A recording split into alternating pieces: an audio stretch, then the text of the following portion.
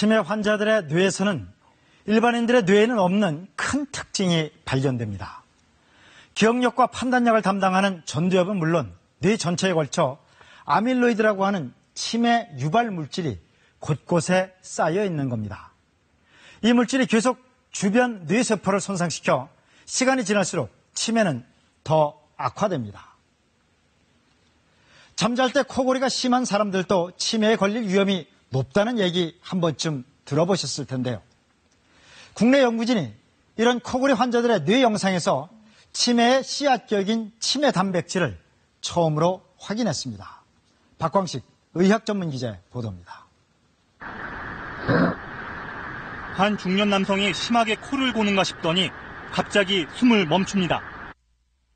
다음 숨을 쉴 때까지 걸린 시간은 무려 49초.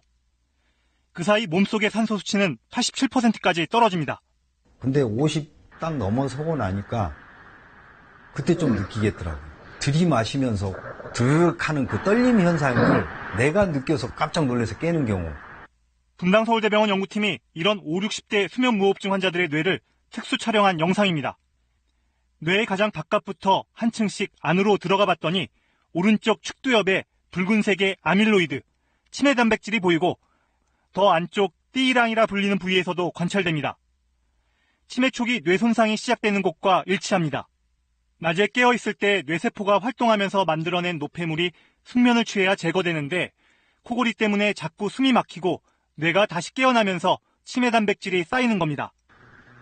수면무호흡증이 사람한테 가장 흔한 치매 원인 알츠하이머 발병에 기인한다는 것을 최초로 규명했다는 데 의의가 있다고 할 수 있겠습니다. 치매는 한 번 걸리면 진행 속도를 늦출 수는 있지만 되돌릴 수는 없습니다. 이 때문에 심한 코골이 환자들의 경우 중장년 시기에 수면무호흡증 여부를 미리 확인해 치료를 받는 게 최선의 예방법입니다.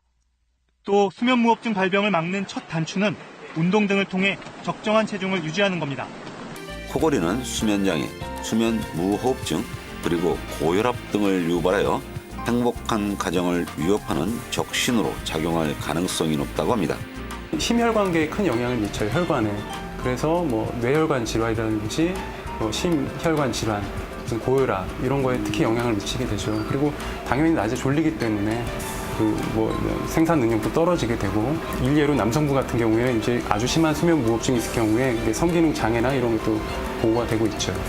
수면 무호흡증이라는 거는 산소 부족으로 인한 숨을 쉬지 못하는 현상입니다. 예. 주무시는 동안에 숨을 쉬지 못해서 산소 공급이 부족하다고 하면은 자연적으로 주무시는 동안에 릴렉스하고 심장 박동이 줄어들면서 쉬어야 할 심장 운동들이 더욱더 빨라지게 됩니다. 그리고 이제 무호흡증 같은 것이 나타나서 10초, 20초, 30초 산소 공급이 안 되게 된다고 하면은 교감신경의 작용으로 인해서 심장에 무리가 가게 됩니다. 예. 이런 현상들이 계속 1년, 2년, 5년, 10년 가게 된다고 하면은 심장의 무리로 인해서 고혈압 또는 부정맥, 심근경색 이런 질환으로 가게 됩니다. 그래서 심장 질환으로 인한 심근경색의 사망률이 30% 이상 증가되고 또 예. 뇌졸중 같은 경우에는 76% 이상 사망률이 높아지는 것을 우리가 알 수가 있습니다. 예. 수면 무호흡이라는 자체가 산소 농도를 떨어뜨리기 때문에 우리 몸에서 산소 농도에 가장 예민한 게 뇌세포입니다.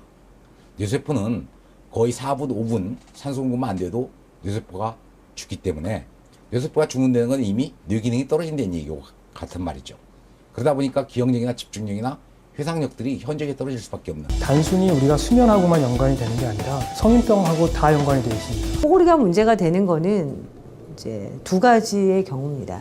코골이 자체만으로도 잠을 방해할 수 있어요. 두 번째는 코골이는 수면무호흡증의 위험 인자 중에 제일 첫 번째야. 이 사람이 코를 심하게 고는구나. 무호흡증이 있는 제일 첫 번째 사인. 조기에 진단만 되면은 그 다음날서부터 치료 효과가 나타나는 게 수면 질환이에요.